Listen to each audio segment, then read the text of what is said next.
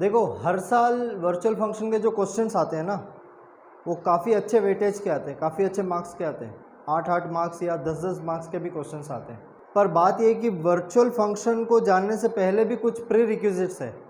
जैसे कि आपको एरो फंक्शन के बारे में पता होना चाहिए, अर्ली बाइंडिंग क्या होता है, लेटर बाइंडिंग क्या होता है, मेनली बाइंडिंग ही क्या चीज़ है ये पता होना चाहिए। और मेन चीज़ है ओवरराइडिंग।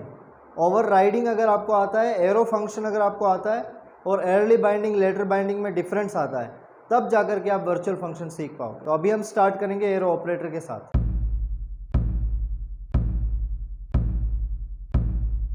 तो एरो ऑपरेटर क्या है उसको समझाने के लिए मैं नॉर्मल एक क्लास बनाता हूँ, और ये जो क्लास बना रहा हूँ ये क्लास का नाम मैं देना चाहता हूँ बॉक्स। अभी ये जो मैंने क्लास बनाया है, इस क्लास के अंदर मैं लेंथ ब्रेड्थ और हाइट रखने के लिए या कोई भी इंस्टेंस नंबर वेरिएबल मैं नहीं बना रहा हूँ। अभी फुल्ली फोकस करेंगे फंक्शन के ऊपर। तो यहाँ पर पब्लिक एक्सेस स्पेसिफायर यूज में लेके मैं यहाँ पर एक फंक्शन बना रहा हूँ वॉइड शो नाम का। ये जो शो फंक्शन है इसके अंदर मैं एक सी आउट देने वाला हूँ, आई एम शो फंक्शन लिख देते हैं। शो फंक्शन को क्लोज कर देते हैं, क्लास को भी यहाँ पर मैं क्लोज कर रहा हूँ। मैं यहाँ पर बना रहा हूँ वॉइड मेन। इसके बाद मैं क्या करूँगा, ये जो बॉक्स क्लास है उस क्लास का ऑब्जेक्ट बनाऊँगा। तो यहाँ पर पहले एक बार क्लियर स्क्रीन लगा देता हूँ। बॉक्स क्लास का ऑब्जेक्ट बना रहा हूँ B1। अब आपको ये पता है क्योंकि B1 जो ऑब्जेक्ट है वो बॉक्स क्लास का है। कौन सा क्लास का? ये बॉक्स क्लास का। तो बॉक्स क्लास का जो ऑब्जेक्ट बना है उसके मदद से हम इस क्लास के अंदर के जो इंस्टेंस मेंबर फंक्शंस होंगे और इंस्टेंस मेंबर वेरिएबल्स होंगे उनको एक्सेस कर सकते हैं। ये इंस्टेंस मेंबर फंक्शन है, ये जो शो है ना, ये फंक्शन, ये पूरा फंक्शन, ये इंस्टेंस मेंबर फंक्शन है। तो यहाँ पे मैं क्या कर रहा हूँ, B1 डॉट शो। अगर आपको शो फंक्शन को कॉल करना है B1 के मदद से तो कैसे कॉल करना होगा, B1 डॉट शो। तो अगर आप इस प्रोग्राम को सेव करके कंपाइल और रन करके देखोगे तो आपको ये वाला प्रिंट मिल जाएगा। ठीक है, I am show function print हो जाएगा, क्योंकि यहाँ पर ये जो शो लिखा है ना, इसका बाइंडिंग होगा इसके साथ। बाइंडिंग, हम इसको बोलते हैं बाइंडिंग। क्या बोलते हैं? बाइंडिंग। ये बाइंडिंग कौन करता है? कंपाइलर करता है। कौन करेगा? कंपाइलर करेगा ये वाला बाइंडिंग।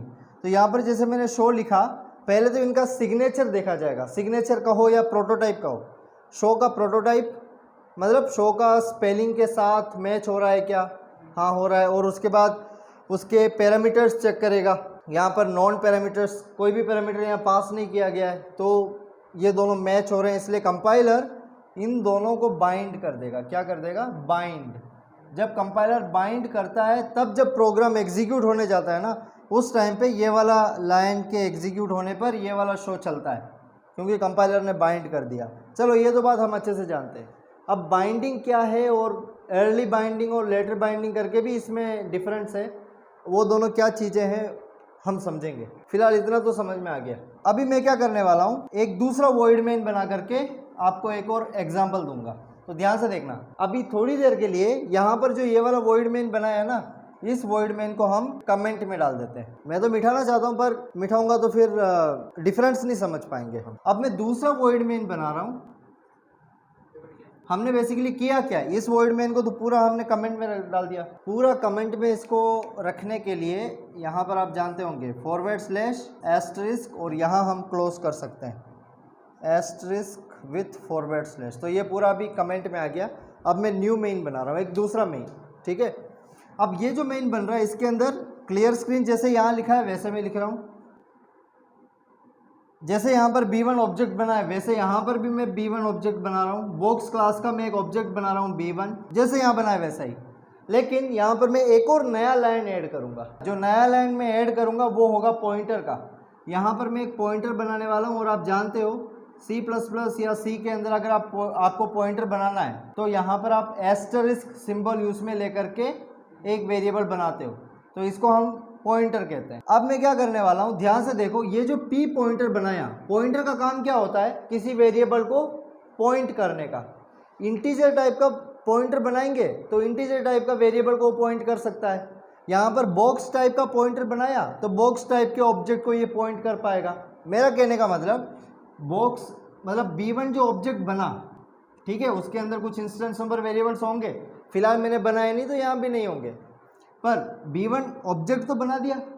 अब p नाम का मैंने यहाँ पर पॉइंटर भी बनाया है ना। मैं क्या करना चाहता हूँ, ये p को पॉइंट कराना चाहता हूँ। कैसे कराऊंगा, यहाँ पर देखो, जब मैं लिखूंगा ना p assign address of b1, मतलब p जो पॉइंटर है उसके अंदर b1 का एड्रेस मैंने सौंप दिया। अब देखो ये जो b1 है वो कहाँ बनेगा, रैम के अंदर। जब रैम के अंदर बनेगा तो इसका कुछ ना कुछ एड्रेस होगा। फॉर एग्जांपल 65,343, मैंने एक रैंडमली एक एड्रेस लिया, कुछ तो एड्रेस होगा। जब मैं ये लिखूंगा ना p assign address of b1, तो होगा क्या, b1 जो ऑब्जेक्ट है उसका जो भी एड्रेस होगा वो एड्रेस p के अंदर स्टोर हो जाएगा। 65,343, ये b1 का एड्रेस p के अंदर आ गया। इसका मतलब ये p अब पॉइंट कर रहा है इस b1 को। ठीक है, तो यहाँ पर मैंने नया चीज़ जो ऐड किया वो ये दो लाइन है, एक तो पॉइंटर बनाया और वो जो पॉइंटर है उसके अंदर b1 का एड्रेस मैंने स्टोर करा दिया। ठीक है, इतना क्लियर है। अब मैं क्या कर रहा हूँ, यहाँ पर मैं इस शो को कॉल करना चाहता हूँ। कौन सी शो को, इस शो को। ठीक है, ये वॉइड शो, ये वाला जो शो है, तो हम ये अच्छे से जानते हैं यहाँ पर b1 के मदद से मैं इस शो को कॉल कर सकता हूँ, कोई प्रॉब्लम नहीं। यहाँ पर भी मैंने कॉल किया है, यहाँ मैं कॉल कर सकता हूँ, लेकिन अभी मैं b1 के मदद से कॉल नहीं करना चाहता। अब मैं कॉल करना चाहता हूँ p के मदद से। किसके मदद से, p के मदद से। ऐसा क्यों, क्योंकि b1 को ये p पॉइंट कर रहा है, मतलब b1 और p में कुछ तो रिलेशन है। समझ रहे हो, b1 जो भी काम कर सकता है वो p भी कर सकता है। सिंटेक्स थोड़ा सा अलग होगा। यहाँ पर मैं क्या करने वाला हूँ, b1 के मदद से शो को नहीं कॉल करूँगा, p के मदद से, पॉइंटर के मदद से। तो मैं अगर इस तरीके से ट्राई करता हूँ p डॉट शो, इसका क्या रिजल्ट आएगा, क्या ये शो प्रिंट होगा? तो उसके लिए यहाँ पर मैं गेट cs लगा देता हूँ, कुछ टाइम देता हूँ। आप एक बार प्रैक्टिकल करके इसको देखो क्या इसका आउटपुट आता है, क्या ये शो चलता है या नहीं।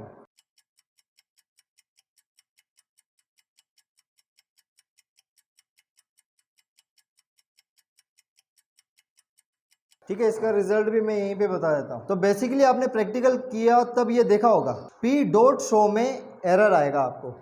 मेनली यहाँ पर दो एरर आ जाएगा। ठीक है, एक तो पॉइंटर के लिए और दूसरा डॉट ऑपरेटर लगाने की वजह से।